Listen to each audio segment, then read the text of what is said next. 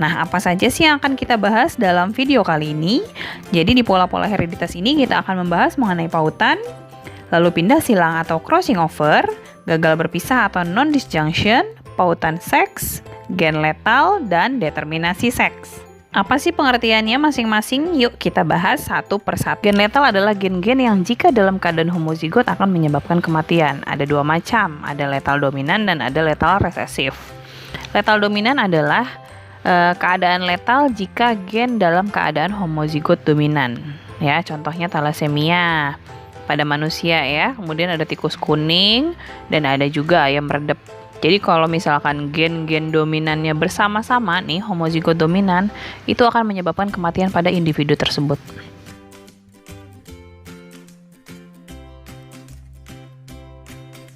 Kemudian jika letal resesif itu adalah gen-gen yang dalam keadaan homozigot resesif menyebabkan kematian. Contohnya adalah albino pada tumbuhan. Jadi tumbuhan kalau nggak punya klorofil kan albino, mati itu. Kenapa? Karena kan tumbuhan butuh klorofil untuk fotosintesis dan menghasilkan makanan ya. Kemudian siklemia atau sickle cell anemia yang sel darah merahnya bentuk bulan sabit itu juga di manusia bisa bikin mati atau umur pendek. Dan satu lagi hemofilia. Hemofilia juga bisa membuat pada perempuan ya, karena terpaut seks kan, terpaut kromosom X. Hemofilia juga bisa menyebabkan kematian pada perempuan ya, kalau XX, XH, XH. Kita lihat persilangannya nih, gen letal. Letal dominan sama letal resesif, kita langsung lihat ya. Persilangannya kita bandingkan nih, yang dominan dulu. Dua orang penderita thalassemia minor yang menikah akan mendapatkan keturunan seperti apa? Thalassemia minor itu heterozigot, TH besar, TH kecil, kawin atau disilangkan dengan sesamanya ya. Masing-masing induk akan menghasilkan dua gamet yaitu TH besar dan TH kecil, masukkan ke dalam tabel seperti biasa ya. Nanti kita akan dapatkan 4 macam keturunannya yaitu TH besar, TH besar. Nah, yang ini namanya adalah thalassemia mayor. Thalassemia mayor berarti kan dia dominan homozigot, itu akan mengalami kematian atau umurnya pendek. Thalassemia ini adalah penyakit kelainan pada sel darah merah ya. Jadi sel darah merah yang abnormal ini memiliki kesulitan dalam pengikatan oksigen sehingga dia akan mengalami anemia berat gitu. Yang bertahan hidup berarti yang TH besar, TH kecil dan TH kecil, TH kecil ya. Yang normal dan yang thalassemia minor bisa bertahan hidup. Yang hidup ada berapa persen berarti? Thalassemia minor dan normal. Total yang hidup 75%. 25% thalassemia mayor itu letal. Berikutnya kita coba persilangan letal resesif ya. Dua orang yang sama-sama membawa sifat sickle cell anemia, berarti heterozigot genotipnya. S besar, S kecil disilangkan dengan sesamanya. Masing-masing punya dua gamet, S besar dan S kecil ya. Kita masukkan ke dalam tabel.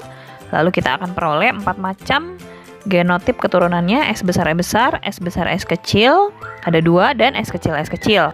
Nah, S kecil itu adalah penderita sickle cell anemia dan menyebabkan letal atau kematian ya. Jadi yang hidup itu adalah S besar dan S besar, S kecil, 75% ya.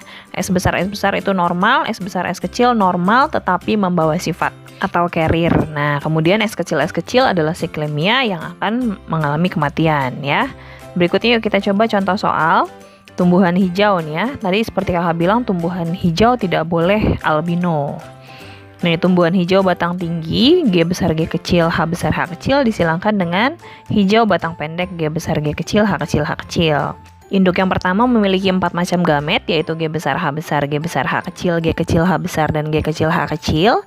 Induk yang satunya lagi gametnya ada 2 yaitu G besar H kecil dan G kecil H kecil. Nah, itu kita masukkan ke dalam tabel lalu kita silangkan.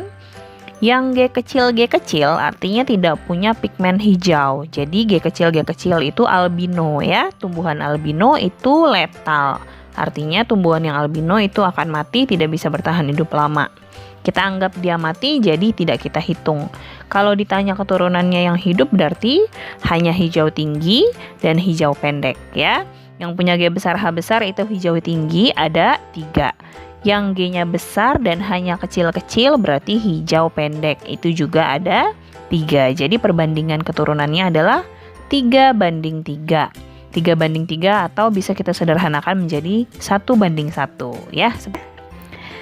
Oke, selanjutnya kita akan bahas yang kelima, yaitu gagal berpisah atau non-disjunction. Gagal berpisah adalah peristiwa gagalnya kromatid saudara atau sister kromatid untuk berpisah pada mitosis atau meiosis 2.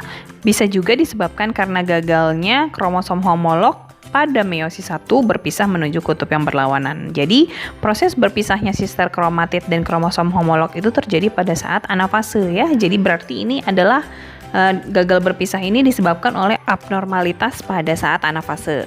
Apa akibat dari non-disjunction ini? Jadi kalau terjadi non-disjunction ini nanti berarti sel anakan hasil pembelahan selnya ya. Misalkan gamet yang terbentuk ya, itu nanti kromosomnya ada yang kekurangan, ada yang kelebihan ya.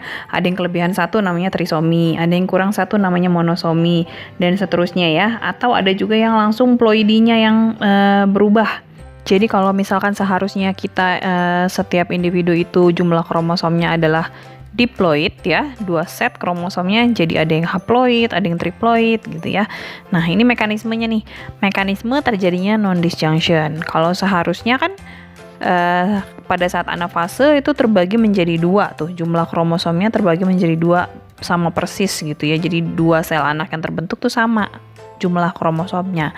Tapi kalau non-disjunction jadinya nanti pembagiannya tidak rata. Sel yang sebelah kiri itu jadi kebanyakan kan kromosomnya tuh kelihatan ya.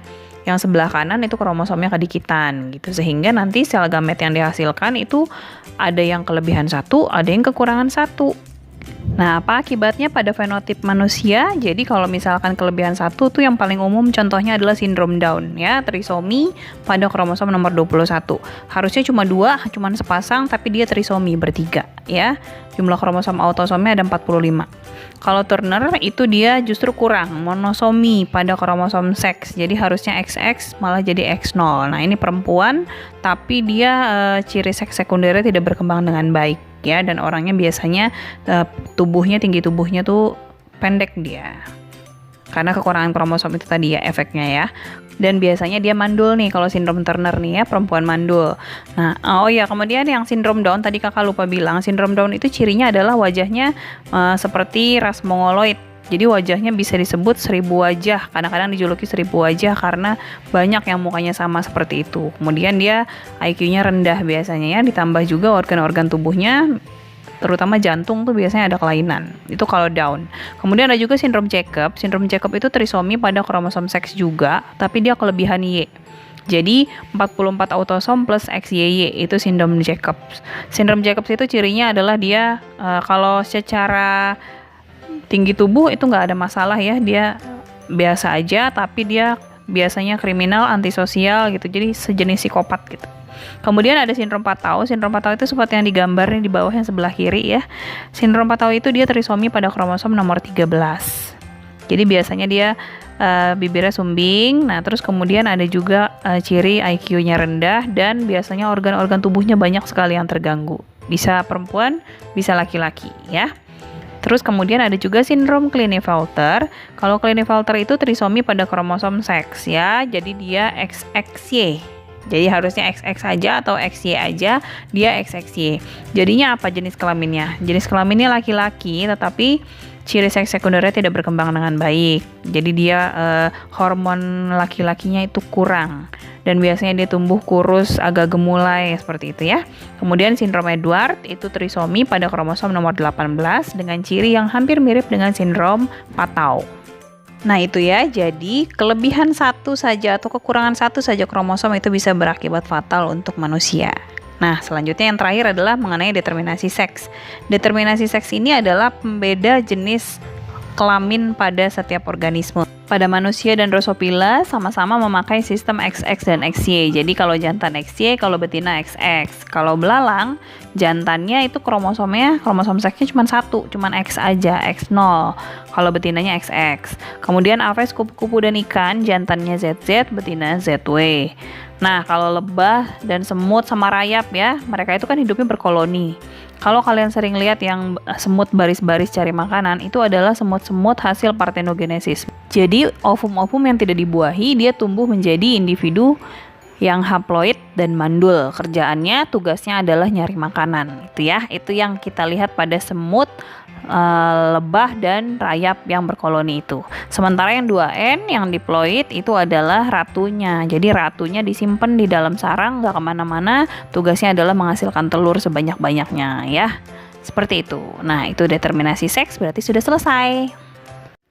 Oke adik-adik, itu tadi materi kita sudah selesai kita bahas semuanya. Semoga bisa dipahami ya. Semoga bisa membantu kalian memahami materi pewarisan sifat atau hereditas. Selanjutnya kalian bisa simak video hereditas manusia. Tetap semangat belajarnya, tetap belajar dari mana aja.